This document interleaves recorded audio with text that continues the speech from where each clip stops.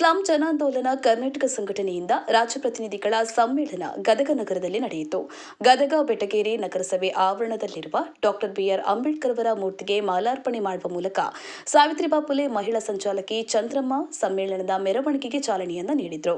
ನಗರಸಭೆ ಆವರಣದಿಂದ ಪ್ರಾರಂಭವಾದ ಮೆರವಣಿಗೆ ಗಾಂಧಿ ಸರ್ಕಲ್ ಮೂಲಕ ತಹಶೀಲ್ದಾರ್ ಕಚೇರಿ ಹತ್ತಿರ ತಲುಪಿತು.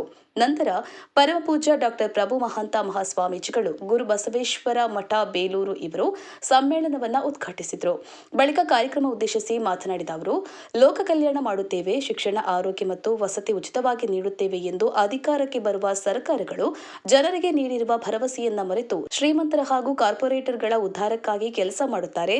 ರಾಜ್ಯದಲ್ಲಿ ಅಧಿಕಾರಕ್ಕೆ ಬರಲು ಪಂಚ ಗ್ಯಾರಂಟಿಗಳನ್ನು ಘೋಷಿಸಿದ ಕಾಂಗ್ರೆಸ್ ಸರ್ಕಾರ ಗ್ಯಾರಂಟಿ ಯೋಜನೆಗಳ ಫಲಾನುಭವಿಗಳ ಪರಿಷ್ಕರಣೆಗೆ ಕೈ ಹಾಕಿ ಬಡವರ ಉಚಿತ ಯೋಜನೆಗಳನ್ನು ತೆಗೆದುಹಾಕುವ ಹುನ್ನಾರವನ್ನು ನಡೆಸಿದೆ ಎಂದು ಕಿಡಿಕಾರಿದರು.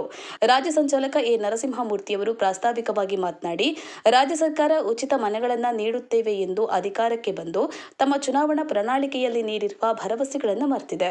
ವಸತಿ ಯೋಜನೆ ಬಡವರಿಗೆ ಸಿಗದೆ ಉಳ್ಳವರ ಪಾಲಾಗ್ತಾ ಇದೆ. ಹಾಗಾಗಿ ರಾಜ್ಯ ಸರ್ಕಾರಕ್ಕೆ ಅವರ ಚುನಾವಣೆ ಸಂದರ್ಭದಲ್ಲಿ ಸ್ಲಂ ಜನರಿಗೆ ನೀಡಿದ ಭರವಸೆಯನ್ನು ನೆನಪಿಸಲು ಇಂದು ಗದಗ ನಗರದಲ್ಲಿ ರಾಜ್ಯ ಸ್ಲಂ ಜನರ ಪ್ರತಿನಿಧಿಗಳ ಸಮ್ಮೇಳನವನ್ನು ನಡೆಸಲಾಗಿದೆ ಎಂದು ಹೇಳಿದರು.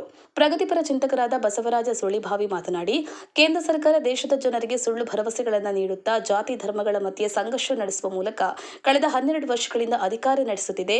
ದೇಶದ ಸಾರ್ವಜನಿಕ ಸಂಪತ್ತನ್ನು ಕಾರ್ಪೊರೇಟ್ ಕಂಪನಿಗಳಿಗೆ ಮಾರಾಟ ಮಾಡಿ ಸಾರ್ವಜನಿಕ ಎಲ್ಲಾ ವಲಯಗಳನ್ನು ಖಾಸಗೀಕರಣ ಮಾಡುತ್ತಿದೆ ಎಂದರು.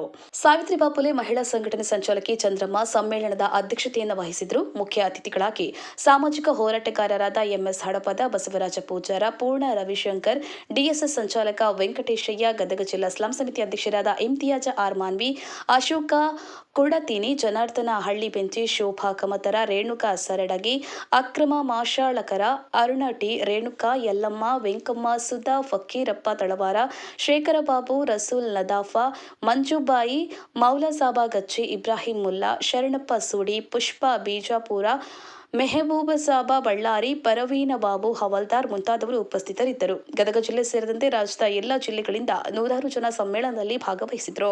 ಗಾಳಿಪ ಹೆಚ್ ಹರಿಜನ್, ಗದಗ. ಜೈ ಭೀಮ್ ನ್ಯೂಸ್ 24x7 ಇದು ಬಹುಜನರ ನ್ಯಾಯಕ್ಕಾಗಿ. ಆ ಮೂಲಭೂತ ಸೌಕರ್ಯಗಳ ಸ್ಪಷ್ಟವಾಗಿ ಇರಬೇಕಾಗಿದ್ದೇನೆ. ಉಡಾಕ್ಬೇಕು, ಇರಾಕ್ ಒಂದ ಮನಿ ಬೇಕು, ಬರ್ಕಾಕ್ ಒಂದ ಕೆಲಸ ಬೇಕು. ಹೌದಿಲ್ಲ? ನಮ್ಮ ಸಂವಿಧಾನ ಏನ್ ಕೊಡತ್ತಂದ್ರ ಸಮಾಜದ ಕಟ್ಟಕಡೆಯ ವ್ಯಕ್ತಿಗೂ ಕೂಡ ಬದುಕುವ ಎಲ್ಲ ಹಕ್ಕಿದೆ. ನಮ್ಮ ಎಲ್ಲ ಕಷ್ಟಗಳು ಇಲ್ಲಿ ಮಠ ನಮ್ಮ ಕೃಷ್ಣಮೂರ್ತಿ ಸರ್ ಏನ್ ಮಾಡ್ತಾ ನಾನು ಹೇಳ್ತಾ ಇದ್ದೆ, ಡೆಲ್ಲಿಯಲ್ಲಿ ಮಾಯನತ್ರ ಜೊತೆ ನಾನು 1 ಲಕ್ಷ ದಲಿತ ವರ್ಗದ ಎಲ್ಲ ಜನಾಂಗ ಮತ್ತು ಸ್ಲಂ ಏರಿಯಾದಲ್ಲಿ 1.5 ಲಕ್ಷ ಜನರನ್ನು ಕಟ್ಕೊಂಡು ಲಾಲ್ ಕಿಲದ ಮಠ ಪಾದಯಾತ್ರೆ 3 ಸಲ ಮಾಡಿದೆ ನಾನು. ಲಾಲ್ ಕಿಲದಲ್ಲಿ 1 lakh people, 1 ಲಕ್ಷ ಅವತ್ತ